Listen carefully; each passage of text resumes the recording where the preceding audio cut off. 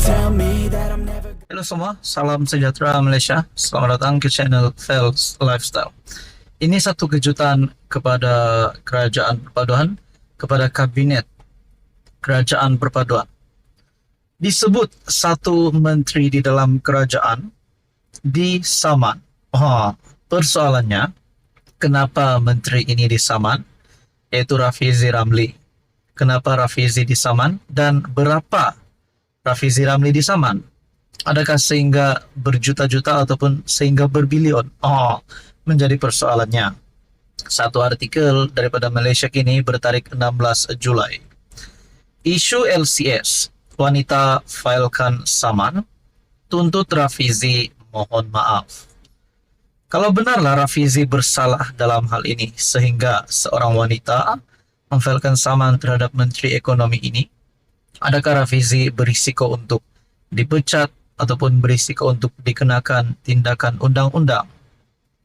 Seorang wanita memfailkan saman terhadap Menteri Ekonomi Rafizi Ramli bagi menuntut permohonan maaf secara terbuka berhubung dakwaan bahawa wanita berkenaan ialah isteri kepada bekas menteri yang dikaitkan dengan isu kapal tempur pesisir ataupun LCS. Bagaimanapun, Rafizi bergantung kepada pembelaan justifikasi, bersedia membuktikan kenyataan di mahkamah. Perlindungan bersyarat dan ulasan yang saksama terhadap saman fitnah yang difailkan oleh Zainab Muhammad Saleh.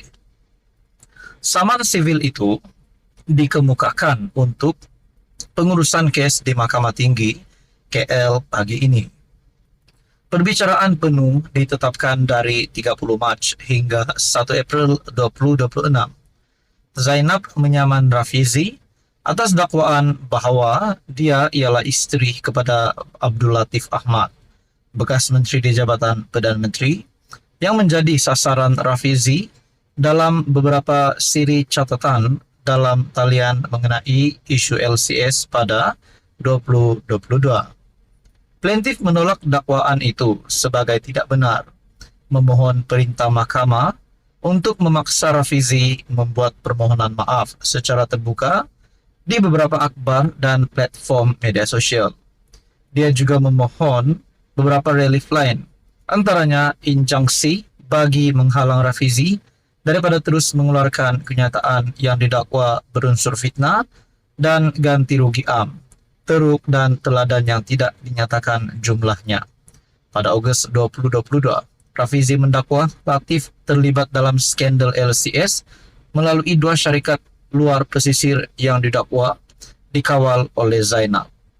Rafizi mendakwa maklumat mengenai status luar pesisir syarikat dan tentang Zainab pertama kali dibocorkan oleh pemberi maklumat yang terlibat dalam projek Panama Papers dan Paradise Papers. Untuk berita sepenuhnya Anda boleh lihat di dalam artikel Malaysia Kini. Apa komen Anda? Sekian saja, teruskan bersama di dalam channel ini. Halo semua, salam sejahtera Malaysia. Selamat datang ke channel Fels Lifestyle. Tuan-tuan dan puan-puan yang amat dihormati.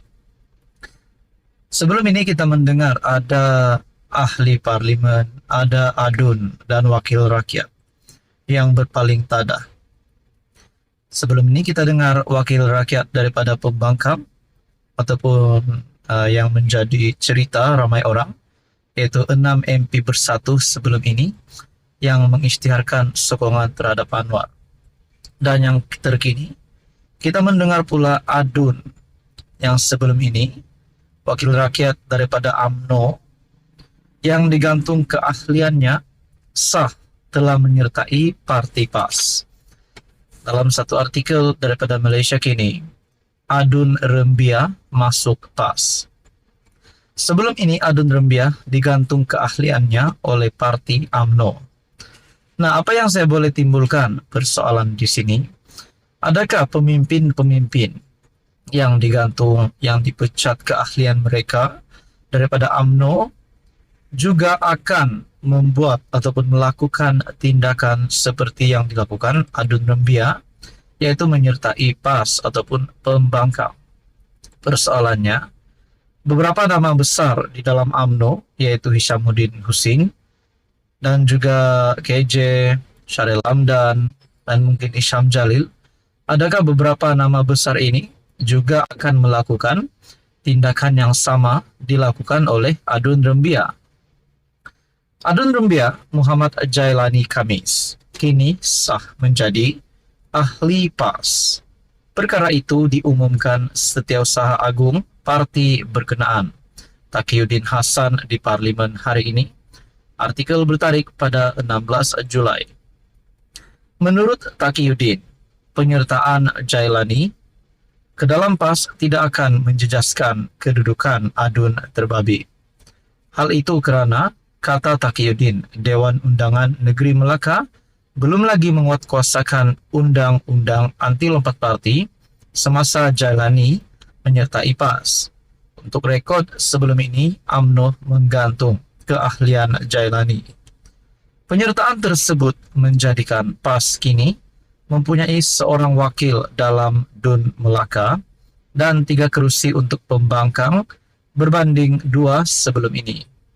2 lagi wakil PN dalam DUN Melaka ialah Muhammad Yadzil Yakub Bemban dan Muhammad Alif Yusof Sungai Udang. Semasa mengumumkan penyertaan Jailani, Taqiyuddin berkata, Adun terbabit mengemukakan permohonan untuk menjadi ahli PAS pada 10 Jun 2023. Berkaitan dengan ini, saya nak menimbulkan satu persoalan ataupun satu isu. Selepas 6 wakil rakyat bersatu sebelum ini yang menyokong ataupun mengisytiharkan sokongan, makna kata mereka berpaling tada, mereka sokong kerajaan. Namun ramai yang menjangkakan jawatan dan kedudukan mereka sebagai ahli parlimen akan hilang, kursi mereka akan dikosongkan. Namun sesuai dengan keputusan speaker bahwa tidak ada sebab kursi mereka perlu dikosongkan. Ada yang cakap kursi mereka tidak dikosongkan kerana mereka bukan lompat parti ataupun letak jawatan, melainkan mereka dipecat keahlian mereka di dalam parti persatu. Nah, persoalan seterusnya, adakah selepas ini wakil rakyat daripada kerajaan pula bebas untuk menyatakan sokongan terhadap mana-mana parti, terutamanya kepada pembangkang? Kalau benar ada wakil rakyat daripada kerajaan ingin menyatakan sokongan terhadap pembangkang, adakah perkara ini tidak mustahil untuk berlaku? Dan kalau benar berlaku, apakah yang akan terjadi kepada kerajaan perpaduan? Kalau sikit saja wakil rakyat yang menyatakan sokongan terhadap pembangkang dan tidak menjejaskan sokongan ahli parlimen terhadap Anwar, kita boleh katakan kerajaan PHBN tetap berdiri teguh. Namun kalau ramai wakil rakyat daripada kerajaan yang menyatakan sokongan terhadap pembangkang, yang menarik sokongan terhadap Anwar Ibrahim, adakah kejatuhan terhadap kerajaan boleh berlaku? Nah, semua ini menimbulkan banyak persoalan. Jadi, tuan-tuan dan puan, apa komen Anda berkaitan dengan isu ini?